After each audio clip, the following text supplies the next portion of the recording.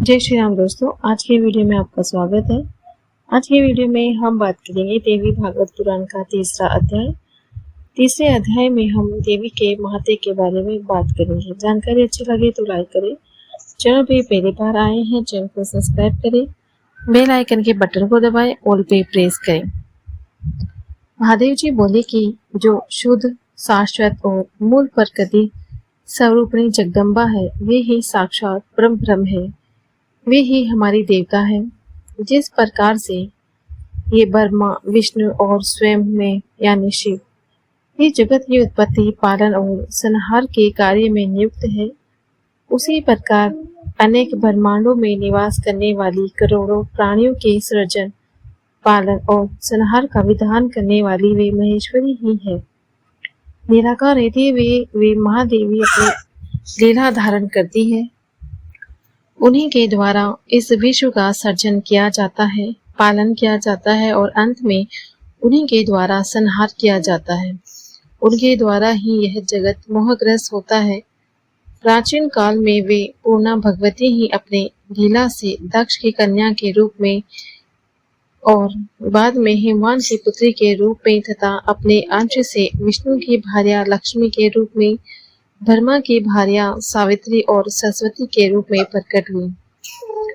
नारद जी बोले कि यदि आप मुझ पर प्रसन्न हैं और आप मेरे प्रति उत्तम प्रीति रखते हैं तो हे नाथ, मुझे विस्तार पूर्वक वह सब प्रसंग बताए जिस प्रकार से वे प्रकृति रूपा पूर्ण भगवती प्राचीन काल में दक्ष कन्या के रूप में अवतरित हुई और जिस प्रकार भगवान शिव ने उन ब्रह्म स्वरूपिणी को पत्नी के रूप में प्राप्त किया, जिस प्रकार वे हिमालय के घर में पुनः पुत्री के रूप में उत्पन्न हुई और फिर त्रिनेत्र भगवान महादेव ने उन्हें पत्नी के रूप में प्राप्त किया और जिस प्रकार उन्होंने 6 मुखों वाले कार्तिकेय तथा गजानन गणेश जी इन 2 महान बलशाली पराक्रमी पुत्रों को जन्म दिया। महादेव जी बोले कि पहले यह जगत सूर्य, चंद्रमा, तारों, दिन रात, अग्नि, दिशा, शब्द, स्पर्श आदि से तथा अन्य किसी प्रकार से तेज से रहित था। उस समय श्रुति के द्वारा एकमात्र जिनका प्रतिपादन किया जाता है, ब्रह्म स्वरूपिणी वे भगवती विद्यमान थी। सच्चिदानंद विग्रह वाली वे प्रकृति रूपा भगवती, शुद्ध ज्ञान से युक्त, नित्य वाणी से परे, निर्वय, योगी द्वारा कठिनता को प्राप्त होने वाली, सर्वत्र व्याप्त रहने वाली, उपद्रव से रहित, नित्यानंद स्वरूपिणी तथा सूक्ष्म और गुरुत्व आदि गुणों से परे उन भगवती की सृष्टि करने की इच्छा हुई।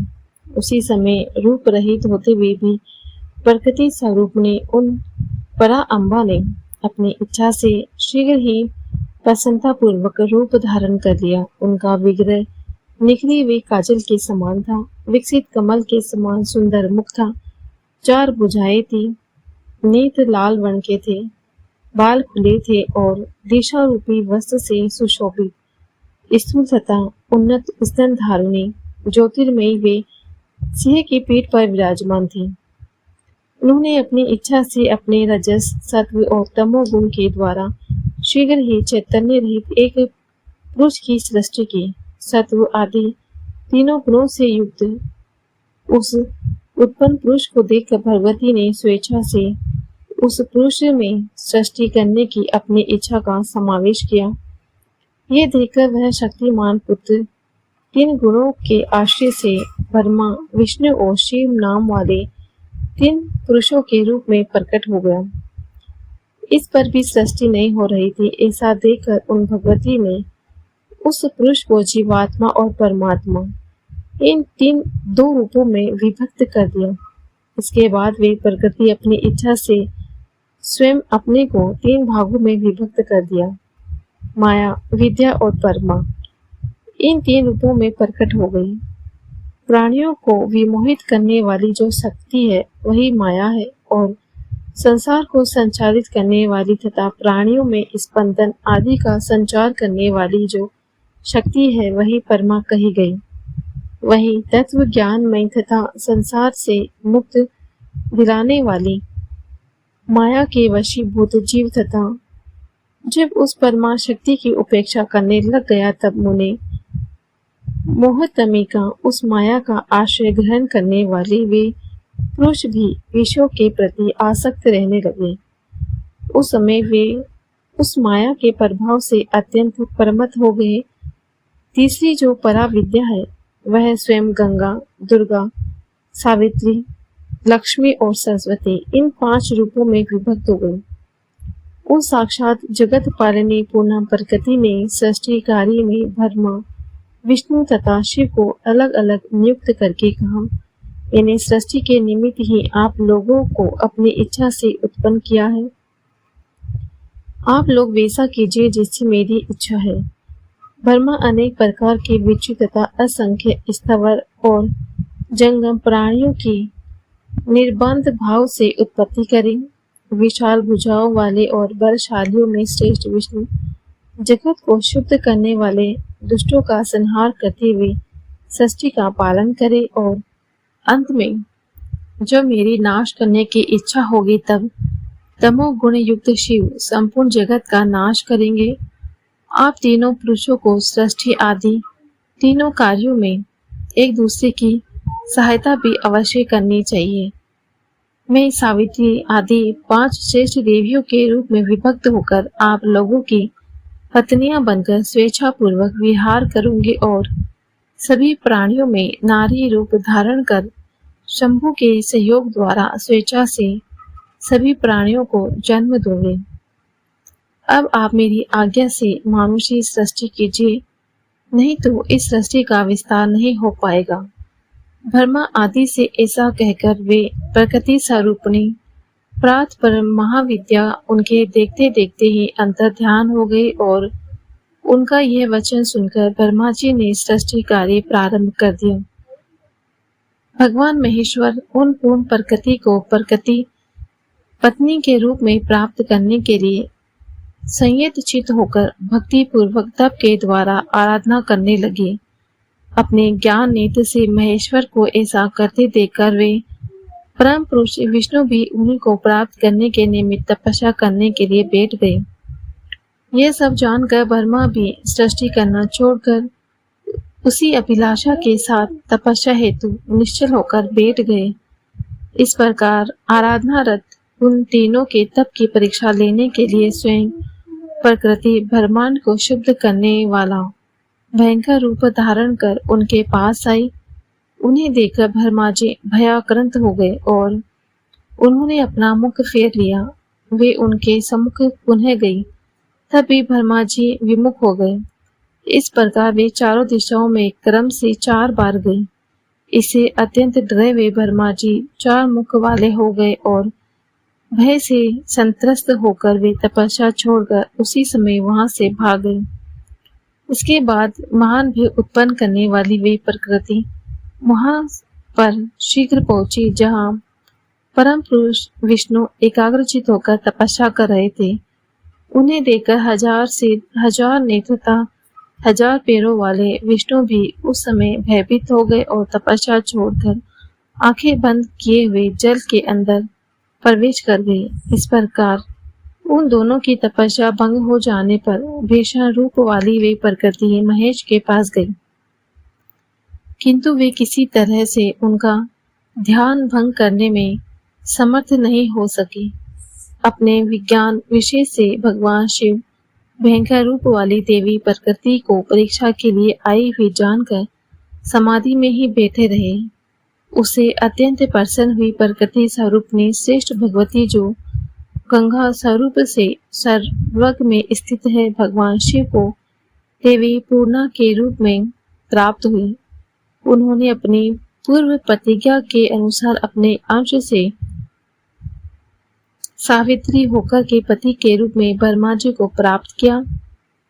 इस प्रकार उन्होंने अपने ही अंश से लक्ष्मी रूप होकर के विष्णु को पति रूप के रूप में प्राप्त किया।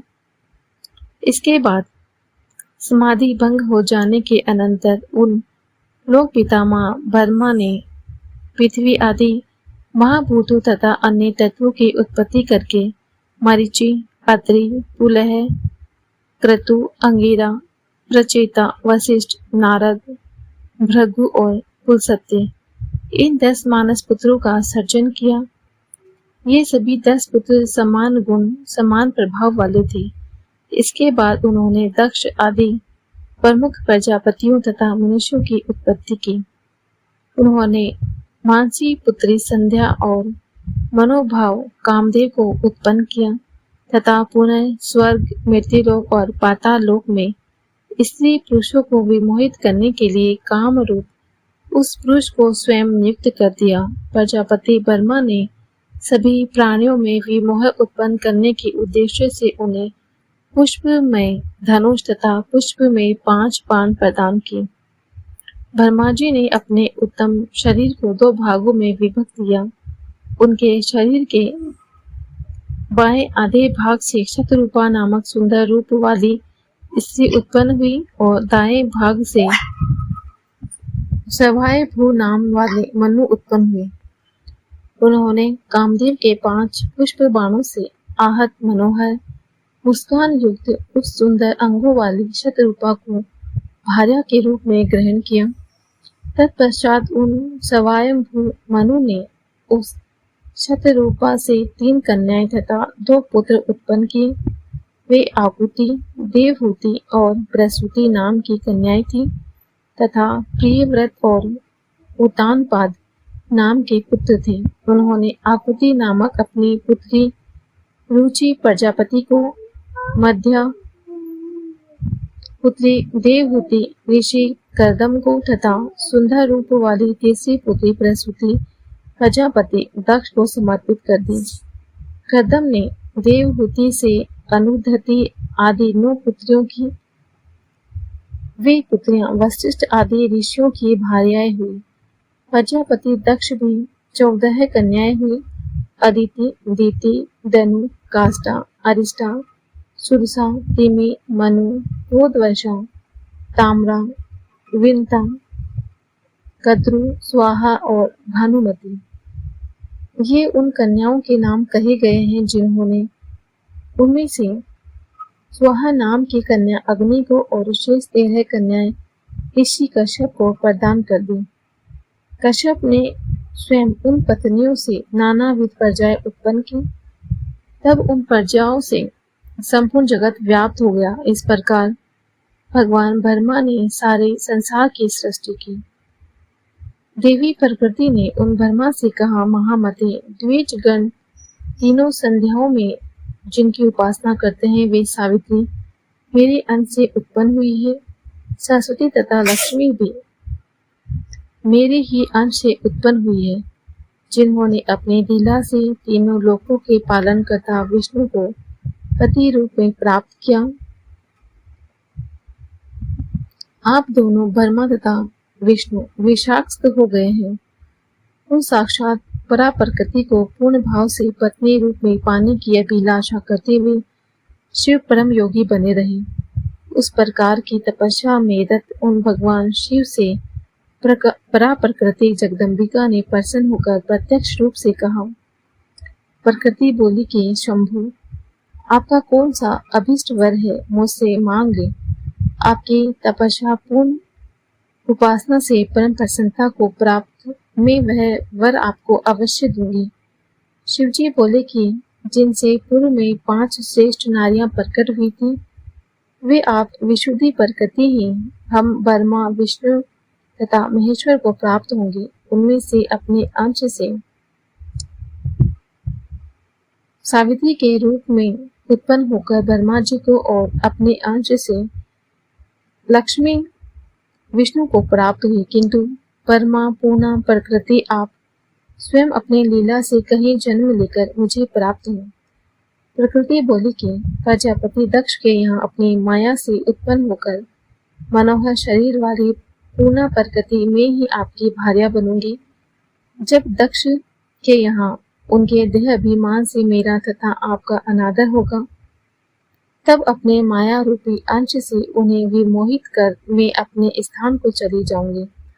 उस समय आपसे मेरा वियोग हो जाएगा और तब आप भी मेरे बिना कहीं भी ठहर नहीं सकेंगे। इस प्रकार हम दोनों के बीच परम प्रीति बनी रहेगी।